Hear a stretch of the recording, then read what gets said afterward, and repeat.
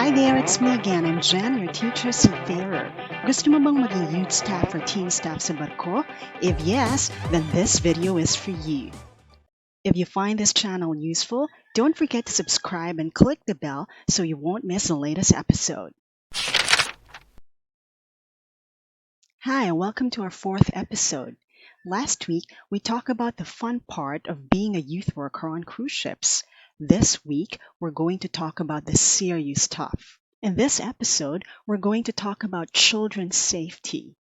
Para mapanatili natin ang kaligtasan ng mga bata at mga teenagers sa barko, mayroon tayong mga dapat gawin bilang mga youth workers. Hahatiin natin ito sa 7.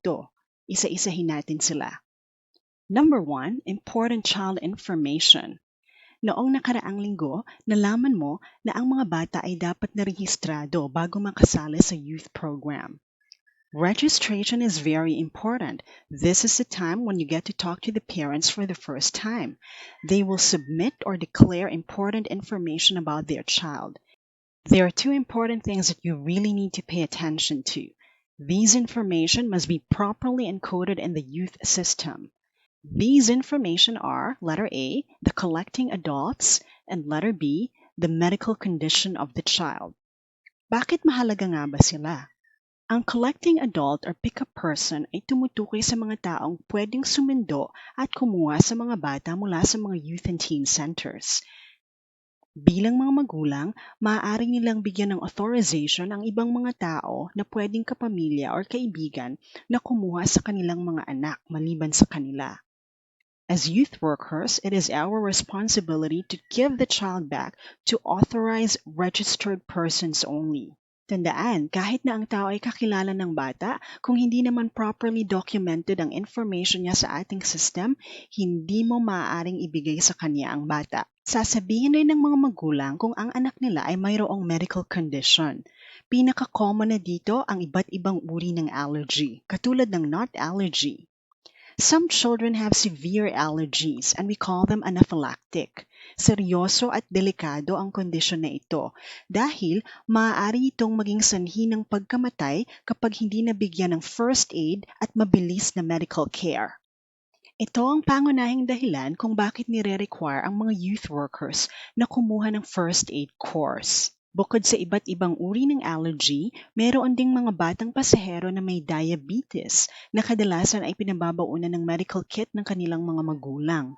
Mayroong mga naka-wheelchair at hindi nakakalakad. May mga batang may special needs, pati na din iba pang mga psychological and mental conditions. Mahalagang maipaliwanag ng mga magulang ang kondisyon ng kanilang mga anak at mga dapat gawin para matulungan sila. Parents are usually given pagers or handy phones when their children have any of these conditions, so the youth workers can easily contact them when something goes wrong. Usually, registered toddlers and children must be signed in and signed out by at least one of their parents or any of the authorized collecting adults who is aged 18 or above. It's different for the teens who can come in and out on their own as they please. Tama ang narinig mo. Ang mga teenagers ay pwedeng maglabas-masok sa loob ng mga teen centers. Hindi natin kailangang i-monitor ang kanilang attendance. Pero bilang teen staff, importante na alam mo na ang tanging mga taong nakakapasok lang sa loob ng mga teen centers ay yung mga rehistradong teens. Kadalasan, binibigyan sila ng mga teen wristbands para mas madaling matukoy kung sino ang mga rehistrado sa hindi. Makabubuti ding hiramin ang kanilang mga cruise card at parating i-check sa system kung rehistrado ba sila o hindi para mas makasiguro.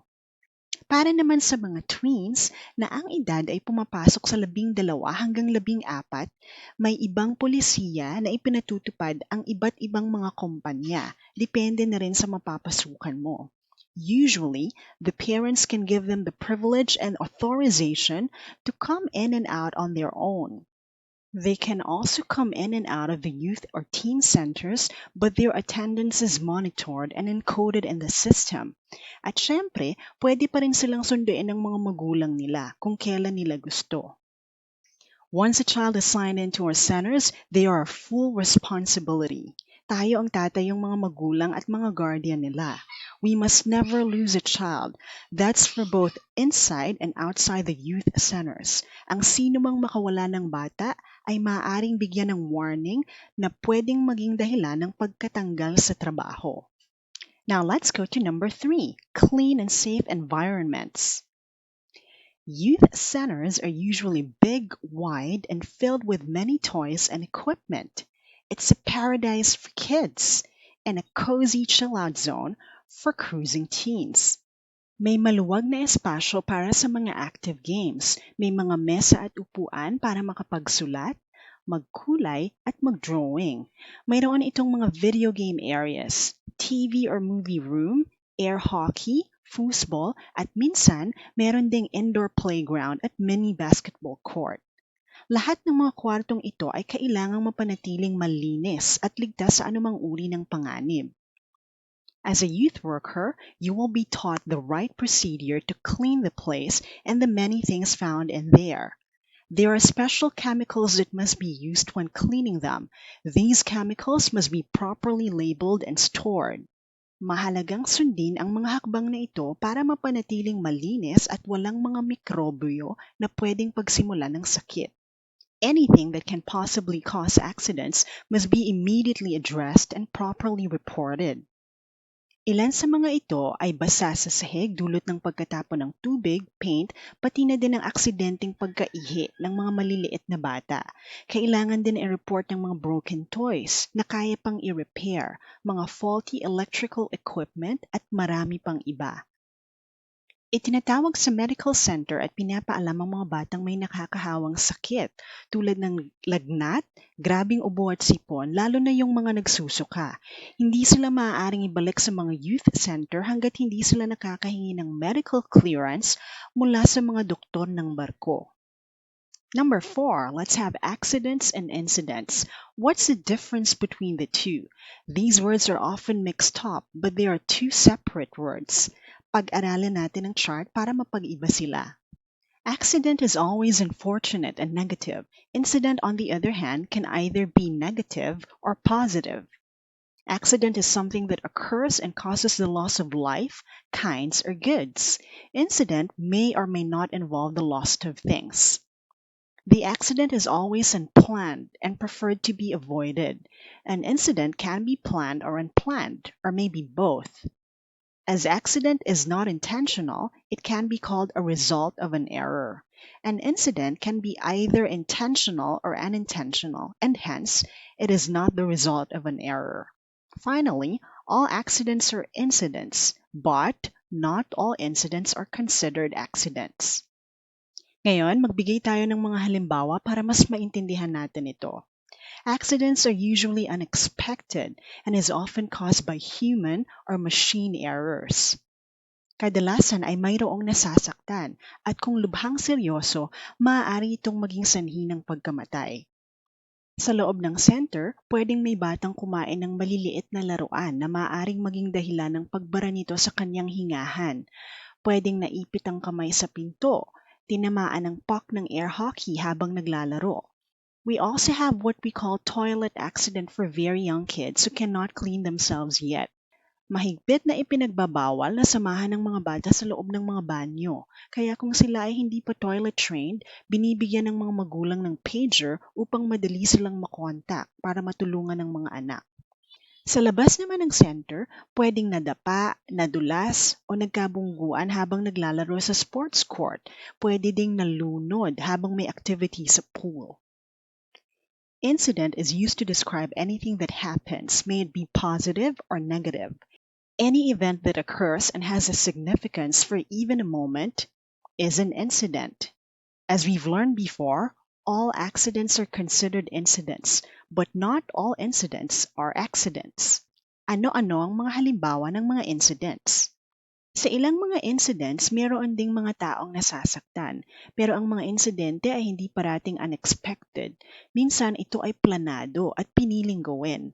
Ang pinakamabisang halimbawa nito ay ang pakikipag-away o anumang uri ng bullying. Kasama na din dito ang paglabag sa mga panuntunan na ipinapatupad ng youth club, tulad ng simpleng hindi pagsunod sa mga youth workers. Para naman sa mga teens, dahil sila ay menor de edad pa rin, hindi sila maaaring uminom o magdala ng kahit na anong uri ng alcohol. They cannot use prohibited drugs. Pinagbabawalan din silang manigarilyo at sumira ng mga gamit sa loob ng mga youth and teen centers. Kapag sila ay nahuli na nilalabag ang mga rules na ito, sila ay pwedeng parusahan. Number 5, verbal and narrative reports.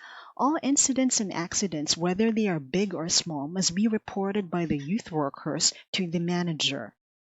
Kailangan mo itong sabihin, isulat sa papel, o kaya naman ay i-encode sa youth system. Kapag ang mga insidente o aksidente ay lubhang malaki at seryoso, ang mga report na ito ay pinapasa sa ship security. The ship security will investigate the situation, including all the people who are involved. There are CCTV cameras in almost all parts of the ship, including the youth and teen centers. The camera footages may be reviewed if it's deemed necessary. Mabusisi at matrabaho ang prosesong ito dahil kailangan ding tawagan ng mga magulang o guardian ng mga batang sangkot sa mga aksidente o insidente. Kadalasan, ito rin ang pinagmumula ng mga complaint. Nagrereklamo ang mga magulang at iba pang mga taong involved. Kapag napatunayan na may pagkukulang ka sa nangyaring aksidente o insidente, maaari kang mabigyan ng warning. And depending on the gravity of the situation, you can lose your job. Kaya, kailangan parating maging maingat, gawin ng mabuti ang trabaho, maging alisto at bantayan ng mabuti ang mga batang hawak mo, kaunti man o marami sila. Number 6, we have discipline. Just like what I've said before, we act as parents and guardians for these children and teens who are brought to our care. Tungkulin din natin na sila ay disiplinahin. Ito ay para sa kaayusan at kaligtasan ng lahat. This is the reason why we have rules, and we usually discuss the rules with them on their first day of the cruise. Sa ganitong paraan, malalaman nila ang mga bagay na pwede at hindi nila pwedeng gawin. Think how you are as a teacher in your classroom. Diba meron tayong tinatawag na classroom management? Ganoon din sa iba't ibang mga age group. Tandaan mo na ang bilang ng mga batang pasahero ay hindi pare-pareha bawat cruise.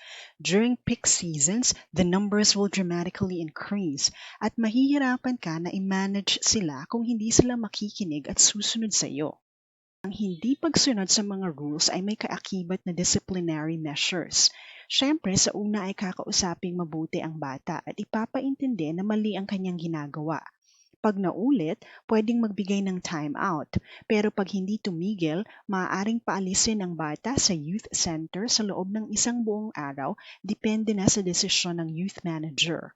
O kaya naman ay sa buong cruise kung seryoso ang offense nito. Discipline and behavior issues are encoded in the system for the managers, other youth workers, and parents to see. Sa mga bata, madali itong masabi sa kanilang mga parents dahil karamihan sa kanila ay susunduin. But for the teens who can come and go as they please, you will need to call the parents to relay the information. And now we've reached the last part. Number 7, emergency duty. Sa oras ng mga emergency, kung sakaling magkasunog o may iba pang banta sa kaligtasan ng buong barko na maaaring maging sanhi ng paglubog nito, mayroong mga importanteng tungkuling dapat gampanan ng mga youth workers at mahalagang matandaan mo ang mga ito. Your youth manager or supervisor will discuss them to you once you board the ship. She's usually the one who welcomes you on board, tours you around the ship, get things done for you on the first day, and tell you about your duties as a new member of the team. Ang bawat barko ay mayroong mga muster station. Ang mga muster station ay mga lugar kung saan kailangang pumunta ng mga pasahero kung mayroong ship emergency. May mga naka-assign na mga crew members sa mga muster station para gabayan ng mga pasahero. Mayroong tinatawag na ship emergency signal na maririnig sa buong barko gamit ang mga public address system para ipaalam sa lahat na may real emergency.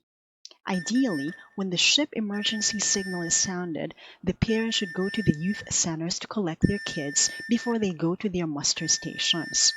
Pero dahil kailangan gawin ito ng mabilisan sa maikling oras lamang, posible na hindi lahat ng mga bata ay masundo ng kanilang mga magulang. There's a designated space for children on board in case of real emergency. Dito dadali ng mga youth workers ang mga batang hindi nakolekta. Isasarado ang mga youth centers, pupunta sa child's muster station at dito sila kukunin ng mga otorisadong collecting adult. Ang mga batang nawawala ay dito rin dinadala para maibalik sila sa kanilang mga pamilya. At kung sakaling lumala ang sitwasyon at nagbigay na si Kapitan ng abandon ship order, kailangan nating samahan ang mga hindi nakolektang mga bata sa kanilang mga lifeboat.